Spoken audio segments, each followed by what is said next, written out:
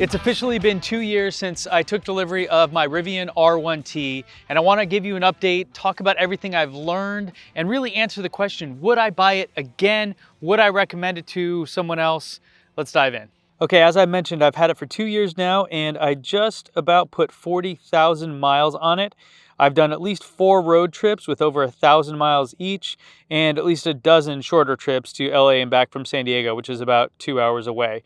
This is my daily driver. I take my kids to school in it. I go get groceries. I do whatever. This is my vehicle that I use for all of my needs. And this is the Rivian R1T Launch Edition Quad Motor Large Pack with the Rivian Blue and the black interior.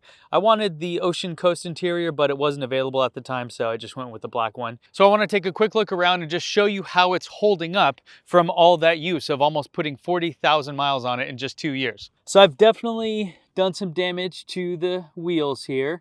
A little curb rash, parking by braille, as we say. I did actually hit an Electrify America bollard, one of the things that prevents you from knocking off the chargers. And I've had it repaired using a paintless dent repair. And I'd love to know if you guys can even tell where it was. Also, the charge port door needed to be touched up with a little tiny bit of paint. And then this little reflector had to be replaced. All that cost about $40 from Rivian and a couple $100 from the paintless dent repair guy. You can see some wear and tear on the sides from, hauling drywall and lumber and doing all the truck-like things, as well as a little bit of scratching. And a little bit of denting on the sides right here, just from loading stuff up into the bed. But overall, pretty good shape. Hasn't really had any major damage or any major issues that we've had to replace big chunks of it or anything like that. So for a first vehicle, as far as Rivian is concerned, I think they've done a good job building a really quality product here. Now let's talk costs for a second. I spent about $84,000 after taxes and everything to initially buy this. Now this is about $90,000 if you wanted to buy it. Kelley Blue Book says that it's around $60,000 on the resale market, and checking Cars and Bids, it shows about the same. So $24,000 in depreciation across 2 years. And the only real out-of-pocket costs that I've had besides, I guess, depreciation and charging were the tires. I did have to replace the tires at about 30,000 miles, which is quite a bit longer than any other EV I've ever had, and certainly longer than Rivian even recommends. There was about $2,000 to replace them. These are the all-terrain Pirellis here, which have, I really love the look. They're super functional. They also work good on-road. They don't give you the best range, so I have thought about having a separate set of tires, but it just seems excessive. They lasted for 30,000 miles before. They give me great performance and decent range, so I'm happy with them. But that was really the only added cost I had for maintenance or any other kind of repair. But before we go on, I want to mention a project, not a sponsor, that I've been working on for the past few months. It's something that I think has been missing from the EV industry and something I'm so proud to give access to just a small group of invite-only beta users right now. There's a link down in the description. There's no money involved or anything like that. I'm really just looking for feedback on this. So if you like EVs, whether it be Tesla, Lucid, Rivian, whatever, I think you're going to like this. Check the link, sign up, and once we do our soft launch, you'll be the first one to get access to it. And that really, again, all I'm looking for is feedback, because I want to make this something that is super valuable for the community, and you guys are the ones that are going to make that possible. So check the link again, sign up today, and please let me know what you think once it comes out. Now let's talk service. There haven't been any major issues. The only thing was the tonneau cover got replaced, and you can see it here retracted. I'll push the button as I hunt for it, and it works fine. This is actually the new tonneau cover that they replaced it with. This is the better designed one. But the initial one worked fine too. It had some clicking and some weird stuff, but overall it still worked. The only other thing I think worth mentioning is the wind noise, which all kind of stems from this window right here, this little piece of glass. They've replaced it twice. We still get a ton of wind noise. Even the service engineer thought that it might be coming from the windshield or something like that. So it's one of those things where it's the only real issue that's persistent. All the other issues that we've encountered have been handled either with a mobile appointment or to the service center. So in terms of the experience, it's been fine. The only problem initially, I really didn't like how they had their service system kind of designed where you had to call into a central call center and then they would maybe get a hold of the local call center. I thought in the early days it should have been more white glove where you could just kind of go there directly. But now that they have a lot more vehicles on the road, it does make sense and service is getting handled in a reasonable time frame. So it's not something that I really have to be concerned about or worry about at all. Now in the car here, I want to talk about software really quick because this was one of my biggest complaints.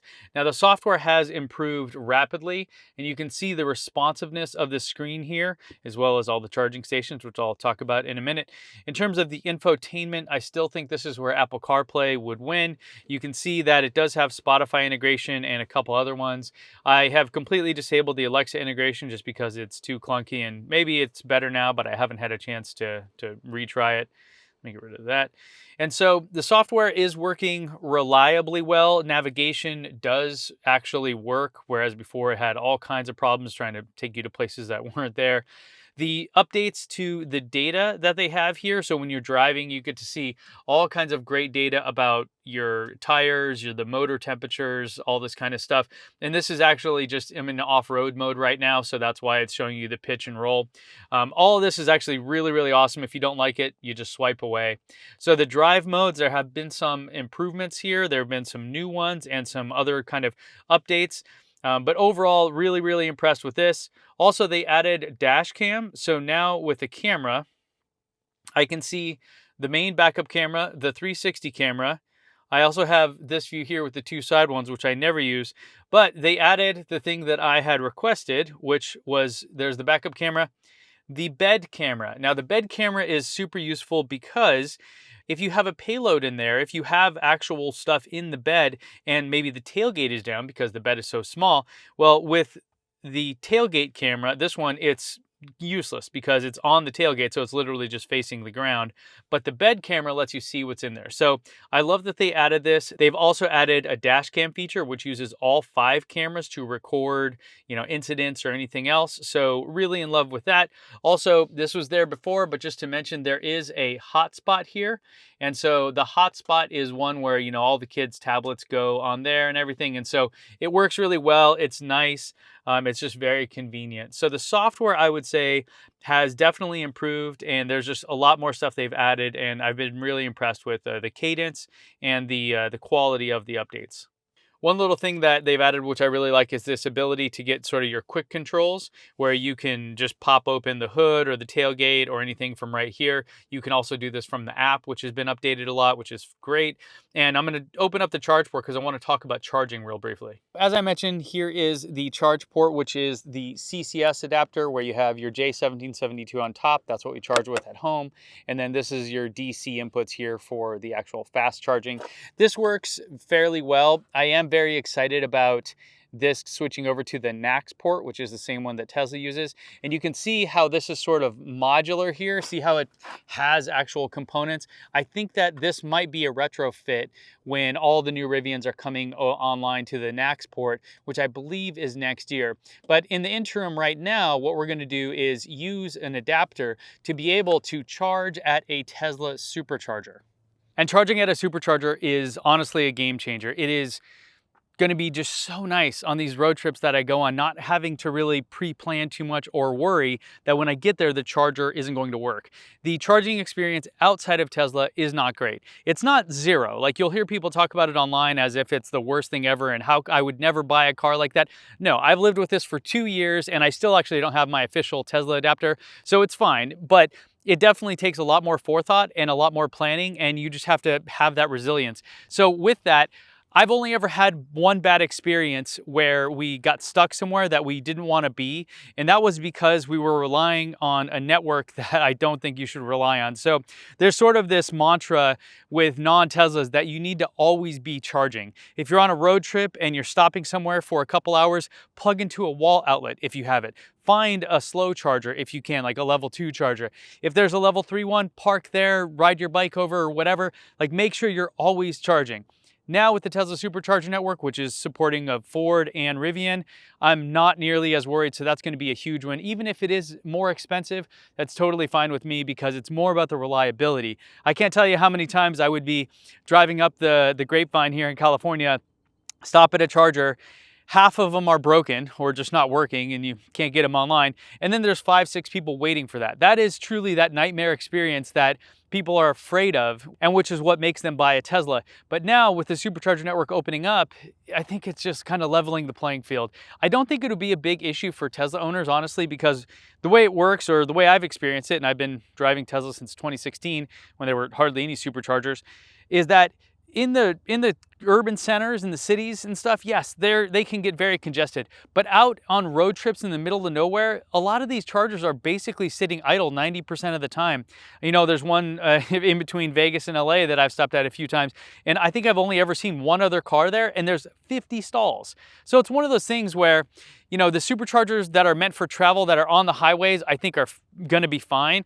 But in the urban centers is where it's going to be more challenging. So if you have a Rivian or a Ford or something and you're kind of banking on a Tesla supercharger, make sure that you do it outside of the city center to not only alleviate any pressure for Tesla owners and any frustration they may have, but also just because it's going to be easier for you, right? You have to take up 2 spots and you don't want to have to try to fight with people inside of a city center where they're just trying to get to work or whatever. So definitely if you're on a road trip, do it more in the rural areas. That way you don't have those issues and you still have a great charging experience. And when it comes to performance, yeah, this thing is absolutely nuts. 0 to 60 in 3 seconds flat. I'm not quite getting that with these tires and everything, but it's still way more than I absolutely need, and it'll make you nauseous. In fact, I had a friend that couldn't quite handle it on one of the trips we went on. So the performance is outstanding. Off-roading, also outstanding. I've not done a tremendous amount of it, but I do sort of, you know, go on dirt paths and other kind of places where turning it into off-road mode, that comfort and how it handles it is just really, really good. I have taken it in snow and rain and other kind of inclement weather, and it's been fine. In fact, in the snow, it handled incredible. It even has a snow mode and all these things. So really, when it comes down to the capability of this thing, I don't know if you could buy a stock vehicle that is more capable than this one right here. But before we get to that question, would I buy it again? I want to show you just a couple tips here, because if you are looking to buy one of these, there's a couple things that you should know. One is that you don't want to store anything in the spare tire area right here. Let me get this out of the way. Because if you do, and I'll pop this open, it's going to be hard to get to. I can't tell you how many times I've accidentally loaded all of our beach stuff up and then went to the beach and realized in order to get down here, I had to unload the entire bed. So this isn't a great design in that regard, which is kind of why it's a spare tire. Like, it's sort of a you know, an emergency situation. It's not just something you should be thinking you're going to access easily all the time. So I wouldn't really store stuff in here. Another thing is that water does get down in here. That isn't just my experience. I saw on Zach Jerry Rig Everything's video that he had the same exact thing where water was actually seeping in. It does drain out, but if you have things in there, they're going to get wet, or they potentially could get wet. So storing any kind of sensitive items in here is not recommended. Only stuff that's super durable, or you can see, like in my case, I basically don't put anything in there at all. It would really only be if I'm maxed out storage everywhere else that I'm going to put stuff down there. And you can actually see in here too that when I had the plug on and the water wasn't draining, it actually filled up about halfway, and I had some metal items in here that rusted out. So this is definitely not the best place to store anything that is sensitive at all. And make sure, I would just say, to keep that plug out, so that way when water does get in here, it drains out. And the next tip I want to give is to get a phone holder.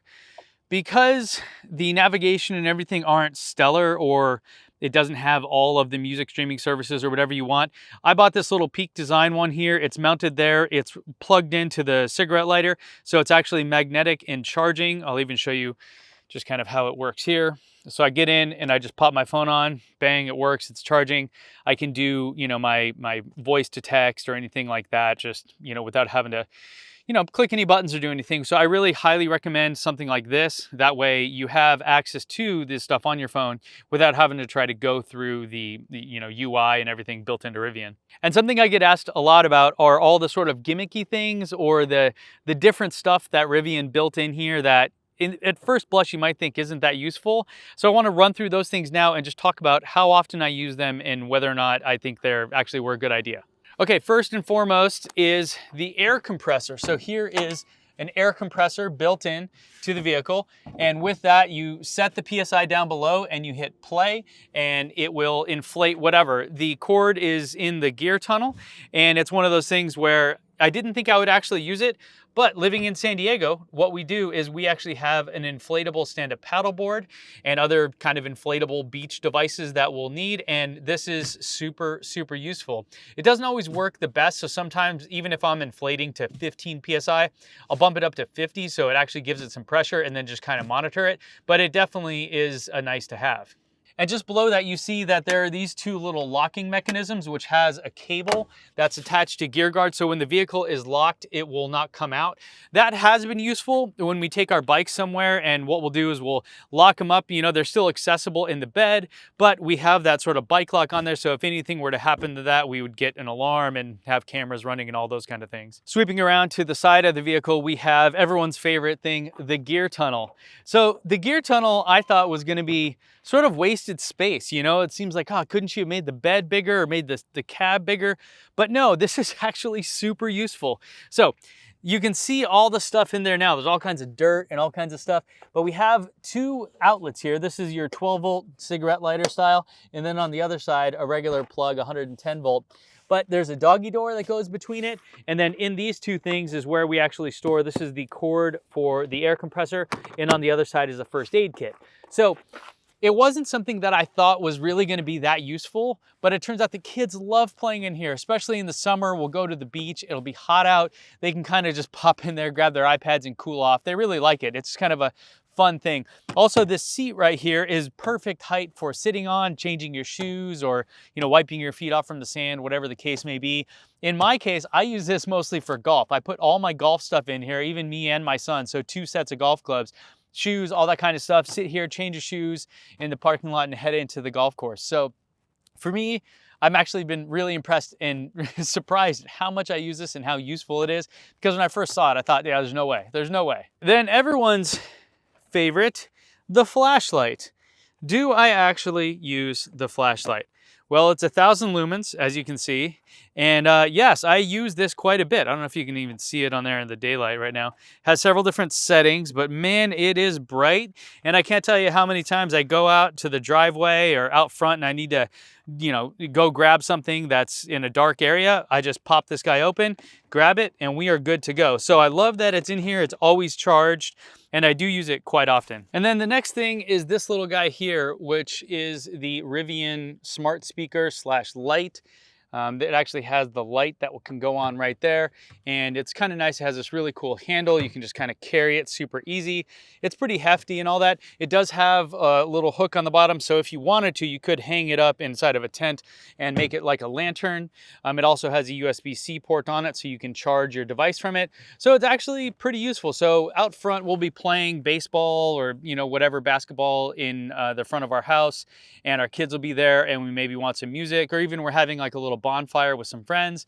We can just pop this guy open and have music available to us. So I do like it. I have had issues. They did replace this once because it had an issue where it wasn't charging anymore. And this is one of those where it's mounted inside, so it should be fully charged all the time. So I have had some issues with it, but overall, really high quality kind of gimmicky thing that turned out to be pretty useful. And the last thing, it's not really much of a gimmick, but just something that if you're not familiar with it, is turned out to be super useful, and that is the frunk here. So in the frunk, we have a ton of room. I can actually fit a whole set of golf clubs right here, and you've got, you know, all different little spots for stuff. So since a truck doesn't have a trunk, typically, this is where you put all those kind of things. So you can have, you know, your groceries or whatever. And it also has the false bottom here. And so with the false bottom, I am able to put all my charging gear down there. So cables and all kinds of other things. So that way, when we are on the road, it's in there, it's always ready to go, and we never have to worry about it. So this one, super useful. The size of the frunk is great. I do think it could have been a better design like how Ford's is, where the actual front part comes off and you can use it as a seat. I think the Chevy Silverado EV is like that as well, but whatever. It's a good size frunk and a very welcomed kind of storage space for a truck. Okay, so the $1 million question, or the $90,000 question in this case, would I buy this vehicle again? Would I recommend it to friends and family? Yes and no. Hear me out. So The Rivian R1T, I think, is the best electric truck on the market. I've spent time with all the different ones that you have out there. I know I haven't posted a Cybertruck review. I probably won't. But this to me is the best of all the things. It has incredible performance. It has great range. The charging, especially now with the Tesla supercharger network, is really as good as it gets. The look of it, the design, the capability, all the extra little kind of, gimmicky things that actually are useful. All of that to me make this the best electric truck on the market today. However, I wouldn't get the quad motor, which has added performance and I guess is better off-road than the dual motor. I also wouldn't get the large pack, I would get the max pack. So for me, I would get the Rivian R1T, I wouldn't get the Ford Lightning or any of the other ones, and I would get the dual motor all-wheel drive with the max pack, which is just over 400 miles range. It would give me all the same stuff that I love about this, still incredible performance and all those kind of things, but it would give me more range and be a little bit cheaper. So I love the R1T. It is the best electric truck in my book, and I think that if you were looking for one, this is definitely the one to check out. And my recommendation would be, again, the dual motor all-wheel drive max pack. Maybe they're going to update this in the future, but as of today, that would be the one. And that's my answer to would I buy it again. That's it for this one. Let me know what you guys think in the comments. Make sure to check out that beta project that I'm working on down with the link in the description, and I'll see you back here next time.